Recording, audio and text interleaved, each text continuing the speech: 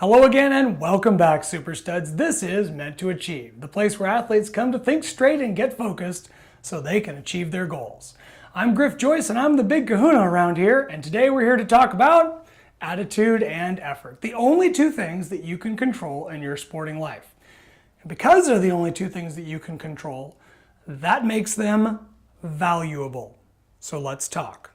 Attitude, let's start there. Well, your attitude is a lot like a price tag for you, for your coach.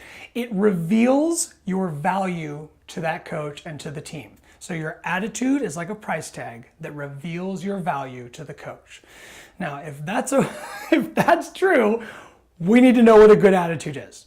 A good attitude starts with zero, and I mean zero, resistance. So we got to talk about what resistance is. Resistance. Here we go. Ready?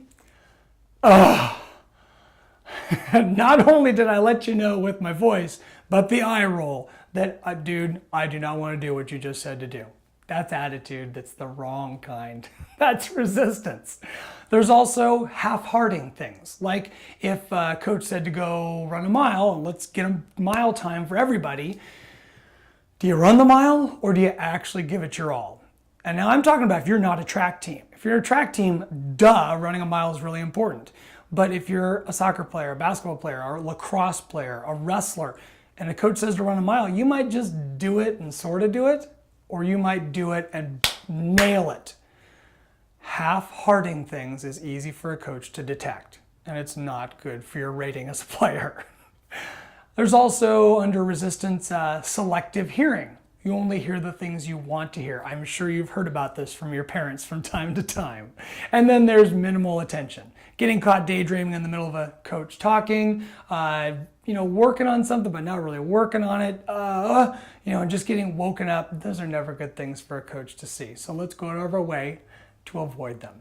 Just be on board with what the coach is trying to do. Whatever he or she says to do, just jump on with it. Okay, get all in. So if it's free throw shooting for basketball players, free throw shooting happens a lot.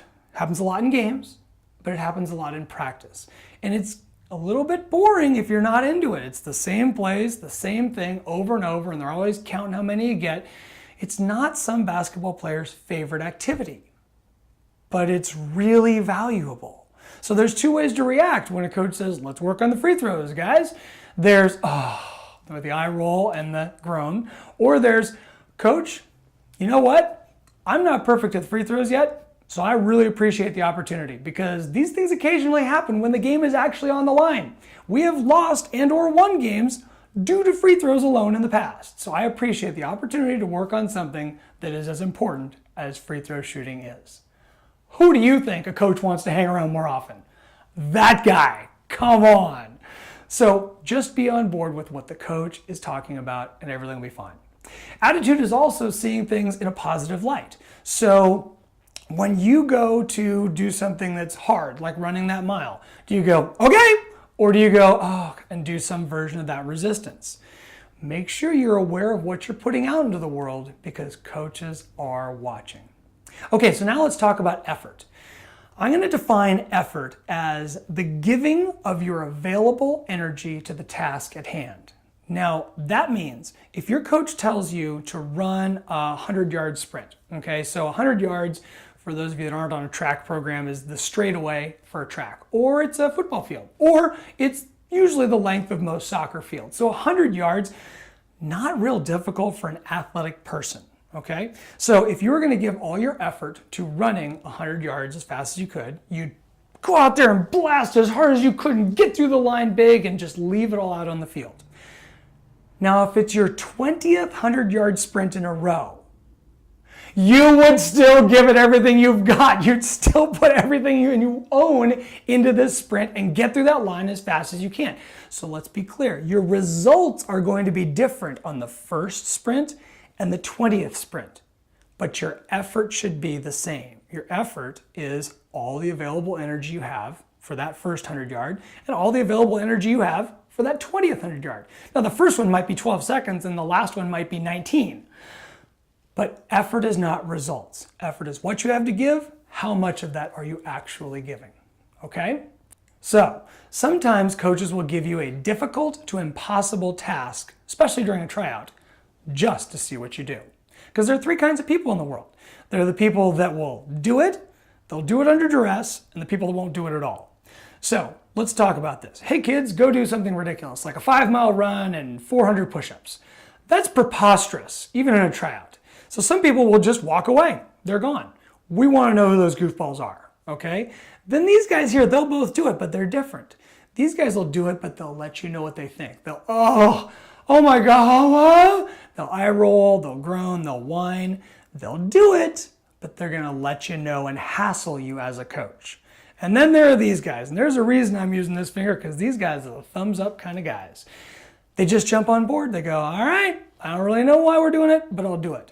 Most of these people are the people that have kind of been there before, and these are the people that get it. Remember, there are people that'll do things and people that get it. We want the people that'll do it, but we really want the people that get it. The people that get it have usually kind of been there before. They've usually played for a higher level team with a better coach with higher level standards, and they just have been experienced with things like this. They've had the coach do crazy things, and sometimes they've worked, and sometimes they're for a different purpose. The athlete doesn't necessarily have to understand why they're doing these things. They've just learned to trust the coach, and the coach helps them win a lot, so they just do what they're told.